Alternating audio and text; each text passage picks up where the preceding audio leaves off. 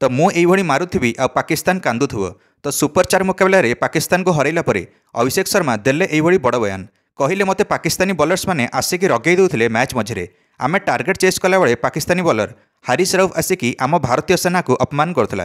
कहला जे ऑपरेशन सिंदूर बेले भारतर 6टा fighting jet Pakistan मारिकी उड़ै दैछि, सेटा भी 6टा राफेल फाइटिंग जेट। जार जवाब रे सुमन गिल अभिषेक शर्मा कहले जे स्वप्न रे मारिकी उड़ैथिबु, प्रथमे चौका जाइथिबा बॉल टिकु उठेकी आणे, तापरे फालतू कथा कहबु।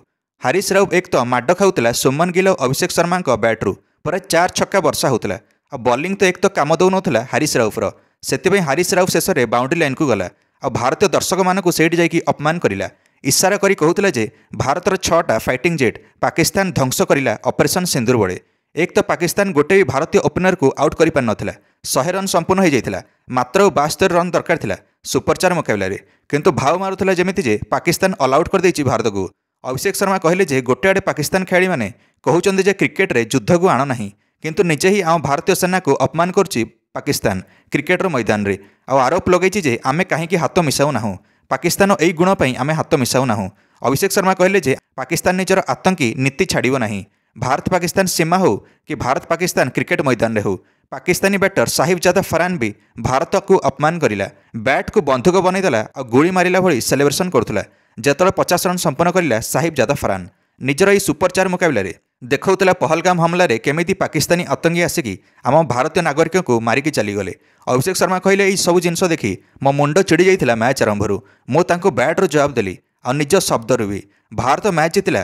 तापर सुमन गिल पोस्ट करथिले जे केवल आमे बकु नाहु बरं जितिक देखाऊ। अभिषेक शर्मा मध्य पोस्ट करथिले पाकिस्तानी वाला केवल बकु थांती फील्ड रे, किंतु आमे सब बळे जितुथबु एइभଳି। पाकिस्तानी वाला भाविला जे एबे तो विराट कोहली अवसर नहीं सारचंती T20 फॉर्मेट्रु आ भारतर युवा खेलाड़ी को पाकिस्तान वाला हल्का रे नौथला, किंतु माहौल एबे भी एका अछि आग भड़ी।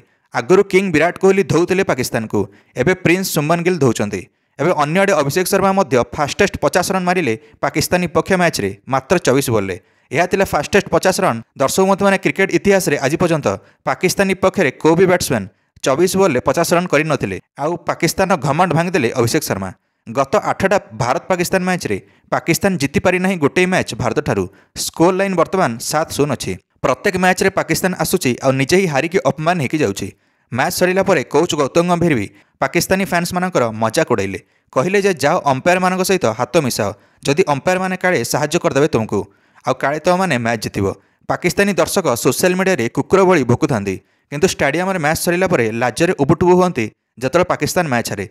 ए भारत पाकिस्तान मैच रे पाकिस्तान भाबुथिले जे सुपर 4 रे भारत को हरैकी प्रेस कॉन्फ्रेंस करिवो आ भारत को अपमान करिवो, किंतु संपूर्ण दृश्य उल्टा ही गला। जदि भारत पाकिस्तान मैच प्रसारण होई न थांता, पाकिस्तान हारिकी भी निजको विजेता घोषणा करथांता। यह पाकिस्तान गुण आगुरु अछि। पाकिस्तान चिंताधारा एते छोट स्तर को पहुंची कहले अभिषेक शर्मा।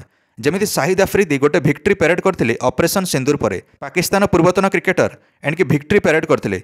पाकिस्तान परास्त है ऑपरेशन सिंदूर बेले, किंतु पाकिस्तानी क्रिकेटर शाहिद अफरीदी कहले जे ऑपरेशन सिंदूर सफल है नहीं भारत तरफरु आ पाकिस्तान विजय होइछि युद्ध रे, तो पूरा पाकिस्तान देश बेईमान पलटिछि। अभिषेक शर्मा शेष में कहले जे पाकिस्तान प्रतिद्वंदी भली नहीं भारतर, कारण पाकिस्तान क्रिकेटर और क्रिकेटर नुहंती बरं गोटे गोटे आतंकी पलटिछंती। आपण माने भी जदि अभिषेक शर्मा प्रतिक्रिया रे सहमत थिबे निश्चय मंतव्य कमेंट दे वीडियो को लाइक और चैनल को सब्सक्राइब कर देबे। समस्त क्रिकेट अपडेट्स में धन्यवाद।